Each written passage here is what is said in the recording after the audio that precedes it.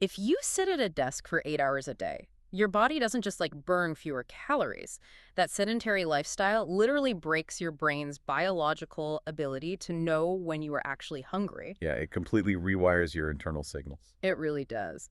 So, welcome to this deep dive into the source material where we are exploring the intricate and honestly pretty surprising science of why you eat what you eat. And we have an incredibly dense stack of sources to synthesize today. Yeah. I mean, we're looking at endocrinology journals detailing gut hormones, behavioral therapy guides from Johns Hopkins and UCSF, Plus, that really extensive agribusiness report from Purdue University. right, and also some fascinating consumer behavior research from the University of Reading. Yeah, it's a lot. But our mission today is to decode the biological machinery of your appetite.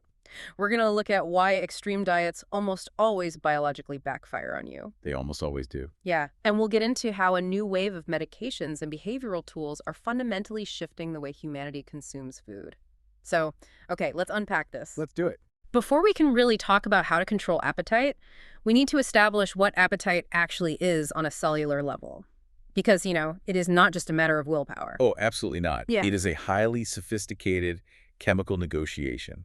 And to really understand it, you have to start in the gut. Right. I mean, people tend to think of the human digestive tract as just a passive tube for processing food, but it is actually the largest endocrine organ in the body. Wait, the largest? Yeah, it produces over 20 different hormones that are constantly firing off chemical signals based on exactly what you consume. That's wild. So when we look at the primary drivers of appetite in these sources, there are a few main chemical players. The first one is ghrelin, right? Yes, great. This is the orexigenic hormone, meaning it actively stimulates appetite. So your stomach produces ghrelin, and those levels spike right before you eat to initiate that actual physical sensation of hunger. Right. It is literally the chemical making your stomach rumble at noon. Exactly. And then on the other side of that equation, you have the anorexigenic hormones. So these are the ones that suppress appetite and signal fullness. Yeah, and the heavy hitters here are GLP-1, PYY, and CCK. Your intestinal cells release these in direct response to specific nutrients. So the macronutrients you choose to eat totally dictate how powerfully these hormones respond. The sources map this out so clearly. Like, protein is highly satiating because it heavily stimulates the release of both GLP-1 and PYY. Exactly. And then carbohydrates that contain viscous fiber, like that thick gel-like fiber you find in oats or beans, they slow down digestion and physically prolong that sensation of fullness. Right, while dietary fats specifically trigger the release of CCK. But there is a crucial distinction to make here regarding how those specific hormones function over time. Oh, right, from the University of Reading research. Yeah, that consumer research separates the feeling of fullness into two distinct physiological states, satiation and satiety. Right, so satiation is the immediate process that makes you, like, put down your knife and fork at the end of a meal. And satiety is what keeps you from starting your next snack 2 hours later. Spot on. So CCK is the hormone largely responsible for that immediate satiation. It hits fast and basically tells you the meal is over. Got it.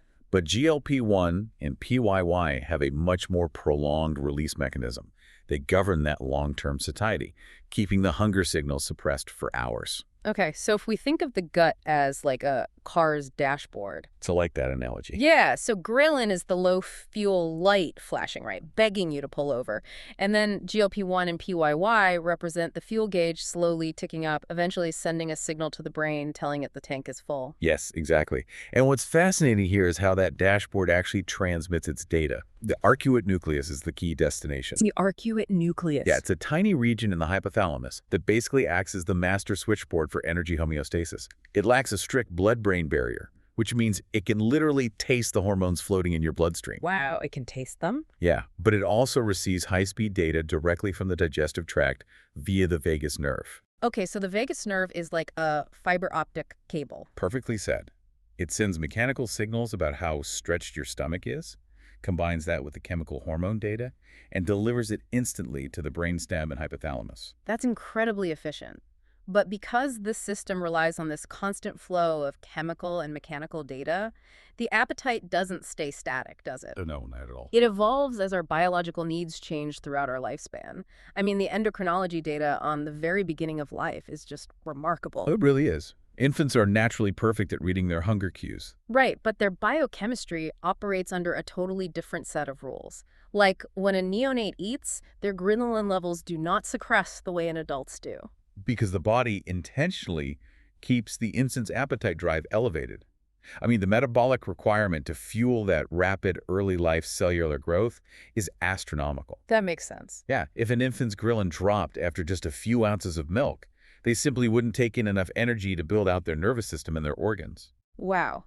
And that biological shifting continues into adulthood, right? Particularly for women. Oh, absolutely. The sources mention that during the luteal phase of the menstrual cycle, women experience a documented natural decrease in PYY.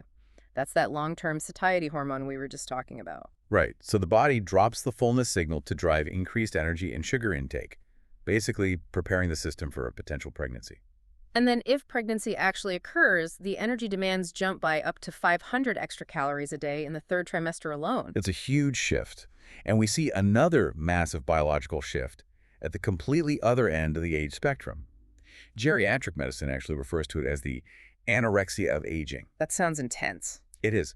In older adults, typically 65 and older, the body begins to generate an augmented hormone response to food. Right, they experience much higher post-meal levels of PYY and GLP-1, and alongside that, they get a sharper, faster suppression of ghrelin. Yeah, so their internal signals are essentially telling them they are completely stuffed when they have barely eaten a quarter of their necessary calories for the day.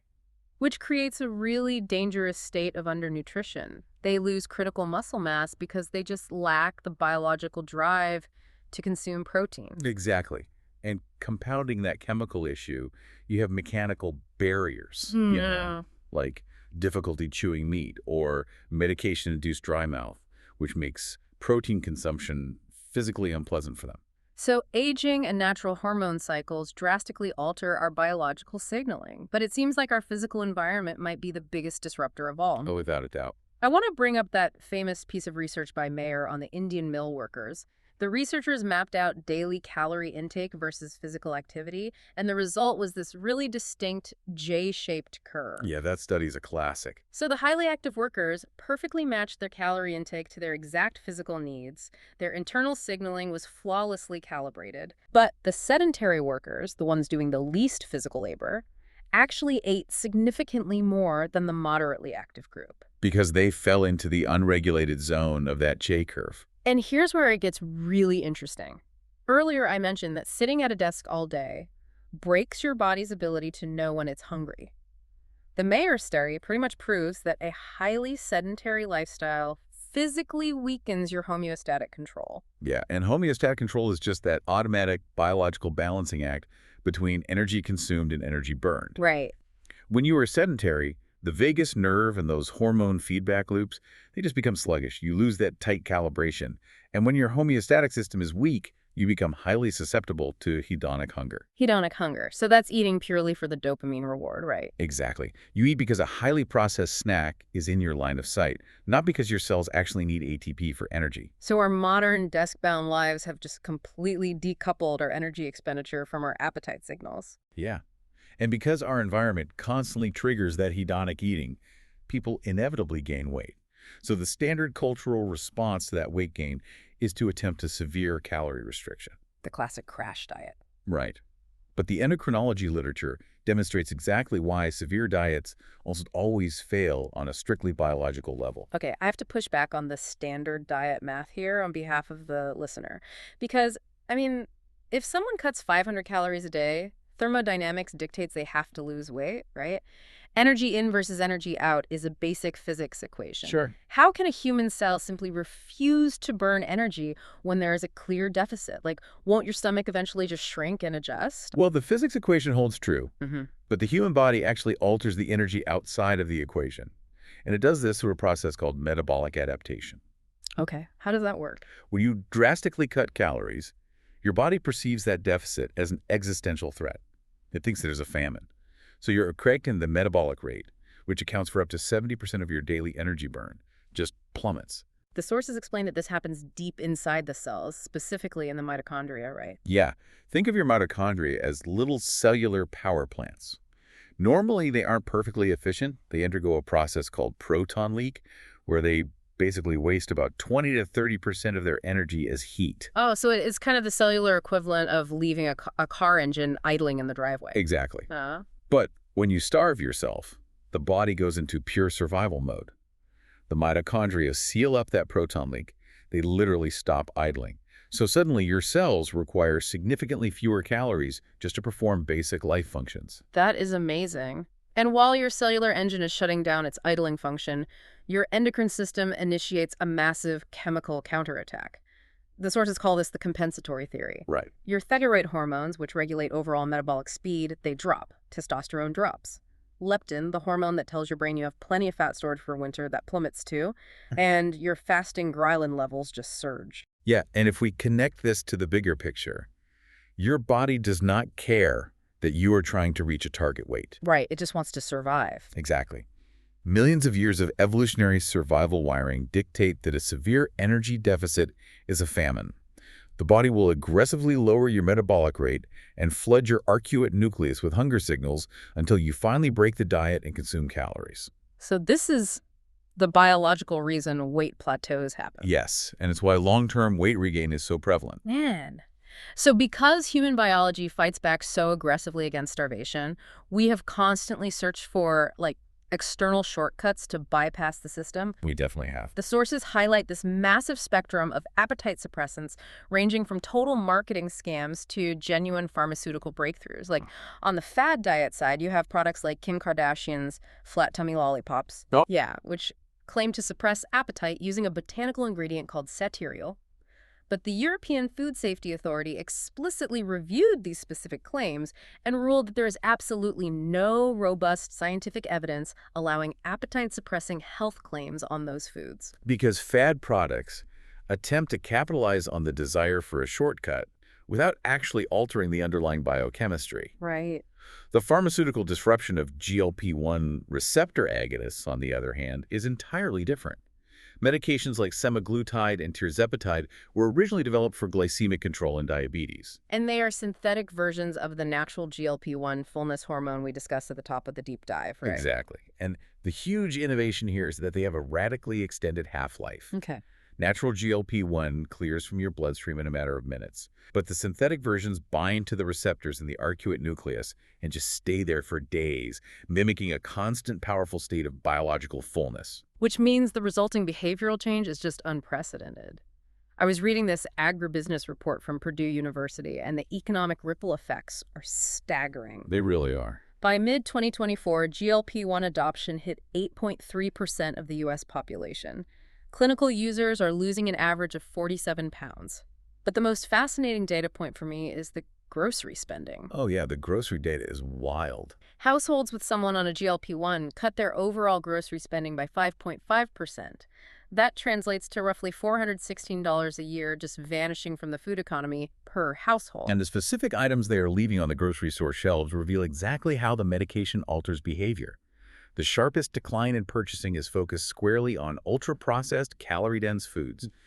Chips, cookies, and sugary baked goods. But the crucial caveat in the Purdue data is that these households are not taking that saved $416 and reallocating it to, fresh produce, whole grains, or premium meats. No, they aren't. They are simply eating a lower volume of food across the board. So what does this all mean?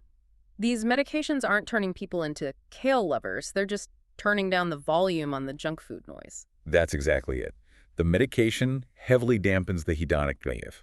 The dopamine reward of a highly processed snack no longer outweighs the intense synthetic fullness signal in the hypothalamus. So what does this all mean for the global food supply? Well, it indicates a massive structural threat to the agricultural industry as it currently operates. Really? Oh, yeah.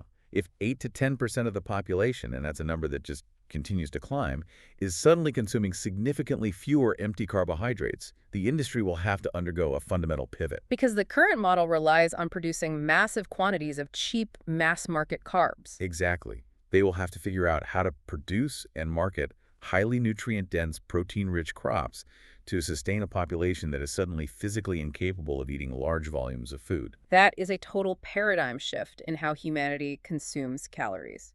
But let's bring this down to the individual level for a second.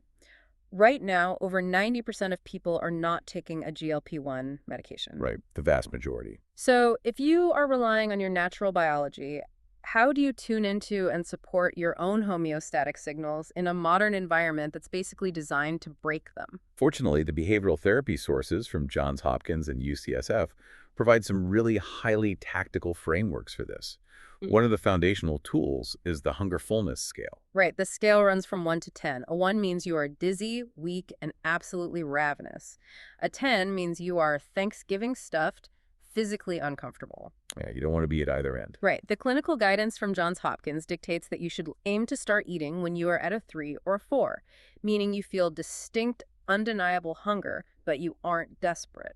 And you should intentionally stop eating at a 7, which is comfortably satisfied but nowhere near stuffed. And the mechanism behind this tool is basically preventing biological panic. Biological panic. Yeah, if you ignore your hunger cues until you reach a 1 or a 2, your brain registers an acute energy crisis. It will completely bypass any logical intention to eat a balanced meal and biologically compel you to overconsume the most calorie-dense, rapidly digestible food available. Just to immediately raise those blood glucose Oh, levels. exactly. Another really practical framework from the behavioral sources is the H.A.L.T method. So before you grab a snack, you force yourself to ask, am I hungry, angry, lonely, or tired? Oh, and being tired is a particularly insidious trigger for overeating. Yeah, the sources say sleep deprivation directly impacts your metabolic hormones, right? It does. When you are exhausted, your cortisol levels rise, and your cells can actually become temporarily insulin resistant. Oh, wow. Yeah, your body starts craving quick exogenous energy to bridge the fatigue gap, which basically manifests as an intense craving for simple sugars. And consuming that sugar causes a rapid blood glucose spike, followed inevitably by a steep crash, leaving you even more exhausted than when you started. Exactly, it's a vicious cycle. Beyond internal emotional checks, UCSF heavily emphasizes physical environmental control. They recommend serving your meals directly from the stove or the kitchen counter, rather than placing serving bowls family style on the dining table. Which is such a simple hack. It is, because if you want a second helping, you have to physically stand up and walk to another room to get it. They also advise waiting a full 20 minutes before giving in to a specific food craving. And that 20-minute rule is rooted directly in the anatomy of the vagus nerve we talked about earlier. Oh, right. It physically takes roughly 20 minutes for the mechanical stretch receptors in your stomach and the hormone release in your gut to travel up the neural pathway and fully register satiety in the brain. So you're just giving your body time to catch up. Okay. They also suggest chewing gum while you cook to prevent mindless snacking on ingredients, which I need to start doing. Same here. But perhaps the most culturally significant warning in the UCSF guide is against the Clean Plate Club. You know, for generations, parents have forced children to sit at the dinner table until they finish every last bite on their plate. And developmentally, enforcing the Clean Plate Club is actually terrible. It teaches a child to actively ignore and suppress their natural PYY and CCK fullness cues. You are literally training their brain to prioritize an external rule over an internal biological signal. Yes, over time, that completely severs their homeostatic control, which longitudinal studies directly link to weight gain and chronic overeating in adulthood. That's honestly kind of tragic. But going back to the environmental tips, I mean, it sounds incredibly simple, but serving food from the stove instead of the table, does that really trick the brain? Does placing a single room between you and a bowl of pasta really change your biological intake? This raises an important question about how automation drives our daily habits, because it is not really about tricking the brain. It is about physically interrupting the visual hedonic reflex. The visual hedonic reflex. Yeah, if food is sitting directly in your line of sight, the visual cortex stimulates the desire to eat simply because the food is available. By adding friction like requiring yourself to stand up and walk away from the table, you give your prefrontal cortex the few seconds it needs to override the reflex. So you can actually ask, am I actually at a 7 on the scale, or am I just eating this because it is in front of me? Exactly. You are forcing the conscious brain back into the driver's seat. Wow. Okay, so to synthesize all of this, your appetite is this brilliantly complex, highly sensitive survival system. It's a constant chemical negotiation between your gut and your brain that adapts to your age, your environment, and your physical activity. Yes, and if you attempt to starve it, your mitochondria will literally seal their proton leaks, your hormones will shift, and your body will fight back with millions of years of evolutionary force. And the core conflict of modern nutrition is that this ancient survival system is now operating in an environment flooded with heavily marketed, hyper-palatable calories that it was just never designed to process. It's a complete mismatch. Which brings me to a final thought I really want to leave you with. Something for you to ponder that builds on our sources today. If our modern environment of hyper-palatable, ultra-processed food is perfectly engineered to bypass our natural satiety signals, maybe the ultimate solution isn't just rigorous behavioral therapy or relying on lifelong pharmaceutical injections. What are you thinking? Well, what if the future of food science lies in entirely redesigning the very crops and ingredients we grow? Imagine agricultural engineering focused on creating staple crops that naturally and automatically trigger massive GLP-1 and PYY hormone releases as we digest them. Essentially, what if the next great leap in human health is building the medication directly into the global food supply? Wow. I mean, re-engineering the chemical feedback loop right at the agricultural source, that would completely redefine preventive medicine. It really would. So the next time you feel a craving hit in the middle of the afternoon, take a second to evaluate the signals. Is your internal system genuinely low on fuel, or are you just responding to the environment around you? Thank you for joining us on this deep dive into the source material. Until next time, listen to your gut, literally.